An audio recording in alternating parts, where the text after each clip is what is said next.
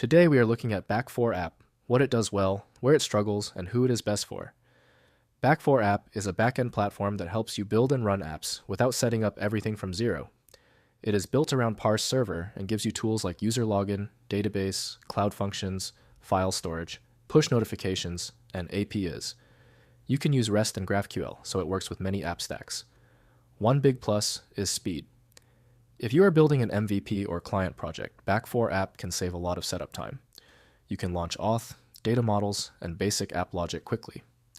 The dashboard is simple, and most core features are easy to find. For many small teams, that matters more than having a huge list of advanced settings. Another plus is flexibility. Because it is parse-based, you are not locked into a fully closed system. If needed, you can move your backend later with less pain compared to some fully proprietary platforms. Now the downsides. Back4. App is easy at first, but as your app gets more complex, you still need real backend knowledge. Cloud code, security rules, data structure. And scaling choices still need careful work.